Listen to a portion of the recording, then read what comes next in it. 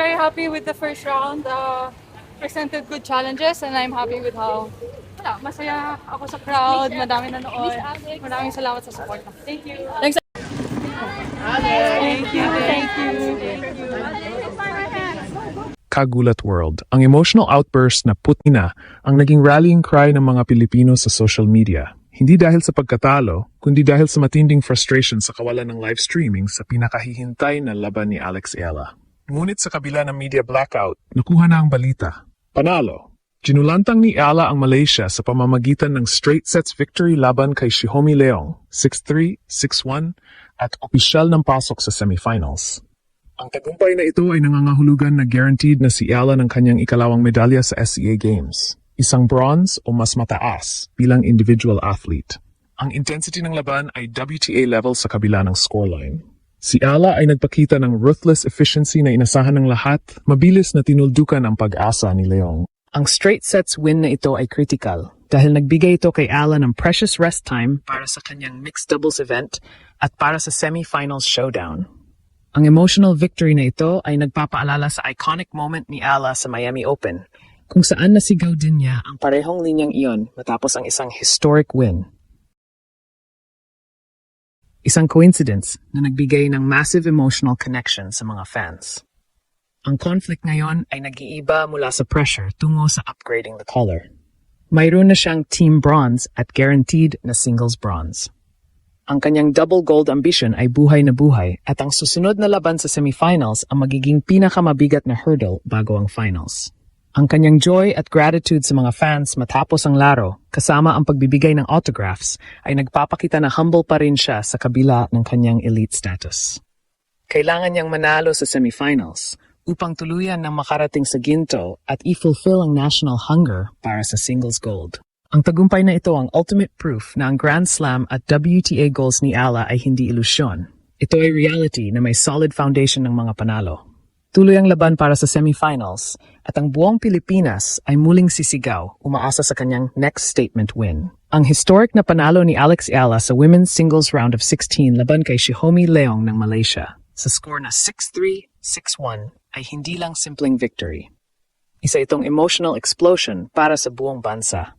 Ang victory ay naging viral sensation dahil sa shocking revelation. Walang live streaming ang laban. Kaya naman, ang frustration at relief ng mga Pilipino ay naghalo sa isang iconic na sigaw, puting ina.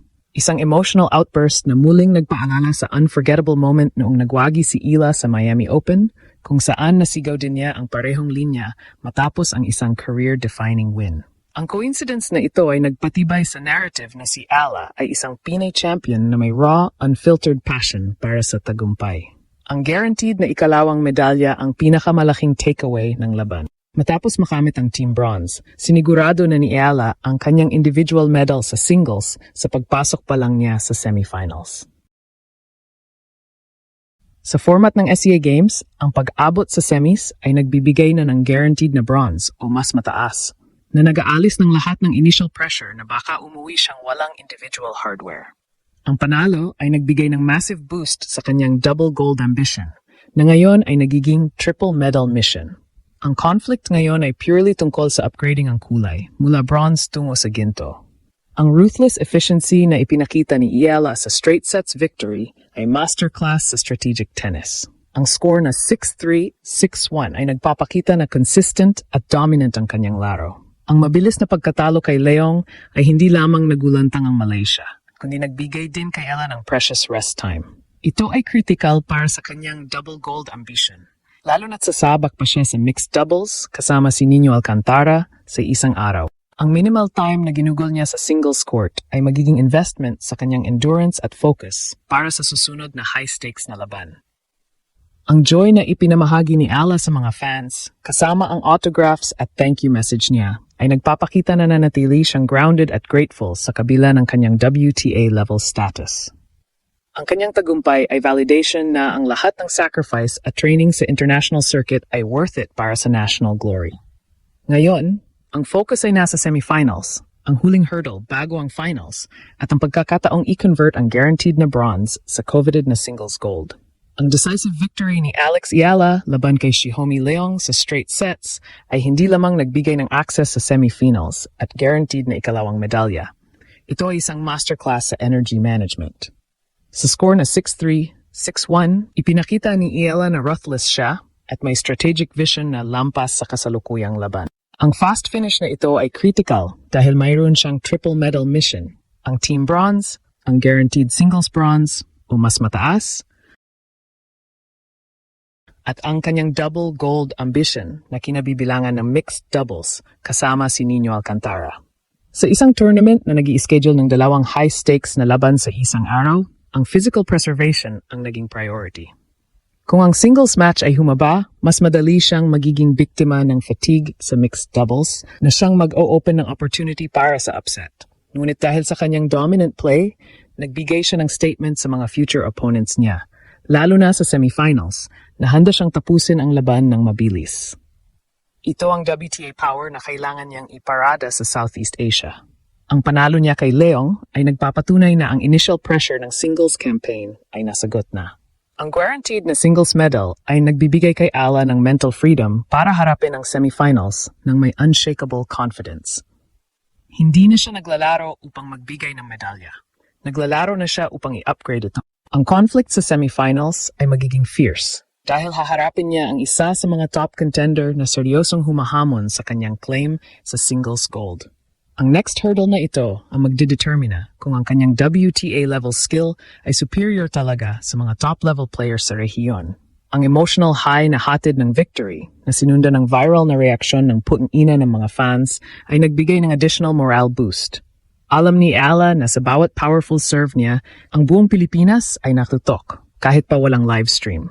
Ito ang national support na nagbibigay fuel sa kanyang Grand Slam at WTA goals. Ang pagyakap niya sa challenge na maglaro ng singles at mixed doubles at ang kanyang mabilis na pag-angat sa semifinals ay testament sa kanyang endurance at champion mentality. Ang lahat ay nakasentro ngayon sa semifinals, ang pinto patungo sa singles finals at ang pinnacle ng kanyang triple medal mission. Ang decisive at mabilis na panalo ni Alex Ayala laban kay Leong ay nagbigay ng hudyat sa buong tennis world. Ready na siyang magdomina. Ang guaranteed na ikalawang medalya, ang singles bronze o mas mataas, ay nag-alis ng huling doubt tungkol sa kanyang performance sa SEA Games. Ang kanyang triple medal mission ay formal ng sinimulan at ang double gold ambition ay nananatiling buhay. Ang challenge ngayon ay ang upgrade ang kulay ng medalya. Ang semifinals ang huling mountain na kailangan niyang akyatin bago ang finals. Kailangan niyang harapin ang toughest opponent sa rehiyon ng may zero hesitation. Ang kanyang WTA level power at strategic focus ay dapat niyang gamitin upang gulantangin ang susunod na kalaban. Pagkatapos nito, ang battle sa mixed doubles naman ang kanyang haharapin. Kaya naman, ang ultimate question ay, makakagawa ba si Alex Ayala ng history at makakauwi ng 2 ginto sa isang single campaign? Ang buong Pilipinas ay nakatutok, handang sumigaw muli sa kanyang tagumpay.